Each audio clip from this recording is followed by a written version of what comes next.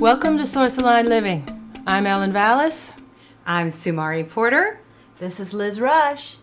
And today, as always, we're here to talk about Source Aligned Living and living in general. The question that we're going to discuss today is Source Aligned Living and mistakes. Oh. How many people have made some mistakes?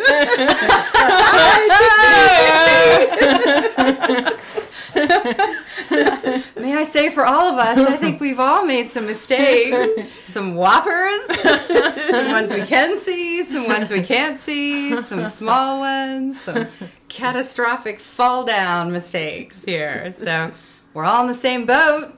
Absolutely. And what do we do with all that emotion? Because sometimes we don't know what to do with it. We stuff it down. It could be a lot of shame, a lot of guilt, a lot of negative self-talk over mistakes. But is that source-aligned living?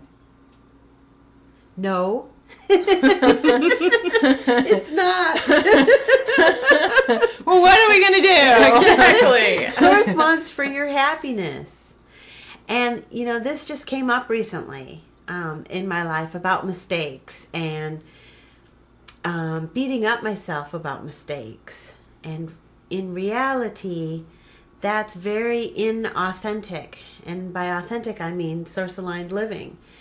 The mistakes are not the reality of who I am. And the mistakes are almost necessary for growth. So I'm learning to welcome mistakes and to appreciate that I can forgive myself for mistakes and be happy that through mistakes I can grow. So if I do something that makes me feel bad, then I know, ooh, that's something I don't want to do again because I don't want to repeat that feeling. And I can make a new choice. Well, what about us who have so much emotion? You know, because sometimes we have all this emotion, we can't even see how deep it's stuffed. And it plays a part in what we do day to day.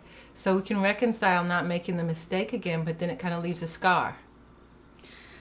Yeah, it does. And sometimes we're trying to communicate around our scars, and, you know, we're leading with our scars when we're trying to communicate and connect with people. And, you know, people might be, you know, very clear with us and trying to share with us from the heart, but we're hearing it through some past mistakes, the filter, right, Liz? Right, Exactly. Yeah, the filter of our past mistakes or our past misunderstandings or, you know, and what came to me when Liz was talking is that this is inevitable as a part of our growth on planet Earth, that not only we're going to make mistakes, but the people we love are going to make mistakes, right. And the people we run into on the street are going to make mistakes. And so how do we walk forward with an attitude that says, despite mistakes, I'm going to love and honor the people that I'm communicating and interacting with, even if I do something or they do something or we together create some huge conflagration of mistakes. Right. You know, we may be better for it. Right, exactly. And I once had a teacher, I told this teacher that I was afraid of all the mistakes I'd made. And this was a man in California almost many years ago. And he gave me a little sweet note that said, mistakes are only made to be corrected. You know, and there was some kind of a release in that. You know, not that this mistake will destroy you forever, but if you did make it, there's some answer in there.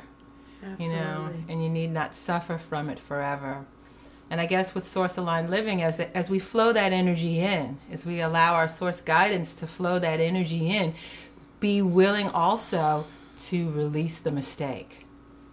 Absolutely. Don't identify with your mistake. You are not your mistake. Right. You are that which observes the mistake making. Right, exactly. That's right. The mistakes really are just results. Right. If you look at it that way, it takes the judgment out. Exactly. And then you can free yourself to just say, oh, well, that's not the result I was looking for. Let me try again. Right. Let me try again. It's clarifying. There you go. That's what clarifying. Yes, it is clarifying. Yes. Right, exactly. And so finding a way to love yourself, because suppose you just recently decided on this path, or suppose you decided on it a while ago, being able to love yourself wherever you find yourself.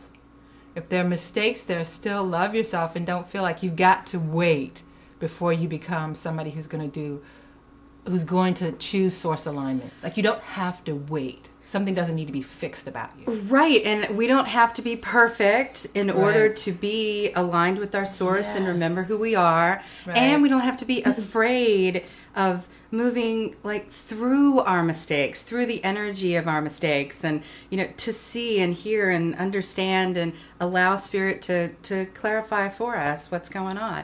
And we may not have the answer immediately. Right. So That's it. we can be Okay with that, Yes. too. Right. Yeah. So it's like an acceptance of wherever you find yourself. Exactly. And acceptance doesn't mean that you like it Right. or that you would choose it again, but that you accept it and because it is, and you allow it to be, and in that space of allowing comes the peace. Right. And really, isn't that what we're all looking for, is peace? We all Exactly. just want to have peace. And it isn't something that we have to wait for. And as soon as our neighbors and our friends and our family members behave correctly, we will all have peace. Right, right. That is something I can have today, regardless of my neighbor's behavior. Exactly. And so it's wherever you find yourself, being at peace with yourself, whatever you've done, whatever anybody else has done. That's a good one, isn't it, too? Being able to deal with other people's mistakes. Yes. Yeah. But isn't it easier to forgive if you've practiced on yourself? Yes. Good point. You know how to work the whole operation. Exactly. It works both ways. And as you find yourself there, so just forgiveness. Yes. Letting the mistake go. If you feel it anywhere in your body, kind of breathing it out. Yeah, and forgiveness too, it's not just a moment or an operation in response to a specific stimuli that happens in your life. I mean, you can, look at some situations that you may not be able to do anything with right now and just have a forgiving, feeling, energetic sense of, I'm going to try to, if I'm not there, be in a forgiving space. Right. And if I can get into a forgiving space, even if I can't necessarily forgive the one thing that really just, upset me so badly, at least, make some steps, hold the vibration, feel it, try to practice with it a little bit on yourself. Right, Yes. Liz? That's great. Yes. Start with me. Right. Start with the man in the mirror. Exactly. Look at your own reflection and practice there. Because you'll Right. see it everywhere else Yes, too, you right? will. You will, absolutely. And it will become automatic. Right. When you forgive yourself, you learn how to do that. And when that situation arises that needs forgiveness, it will be a habit, like brushing your teeth. Right. I think that's a good point. Daily practice. Yes, absolutely. And being willing to go the whole route. Because then you'll understand that things that perhaps you didn't think you could forgive, you can. Whether it's in yourself or in somebody else. So it's like a new experience, but it's one that's well worth the journey. Absolutely. And there's simplicity in the experience. When you can work with it in that way, it minimizes a lot of, beating up on yourself and beating up on other people and, drama and upset and, we're sort of all in this together and Right. sometimes things happen. Right, exactly. And when you do that, you begin to take responsibility. And it's a much deeper responsibility for your own experience and for the experience that you're creating in your world, which includes anyone who should come into it. So as you take responsibility for yourself, that's really the basis of all this source-aligned living that we're talking about. It's the responsibility moment to moment to be able to stand in your truth, stand in your peace, and not be shaken by outer events. Absolutely. Well, thank you very much. We are Source Aligned Living. I'm Aellyn Vallis. I'm Sumari Porter. This is Liz Rush. Thanks for tuning in.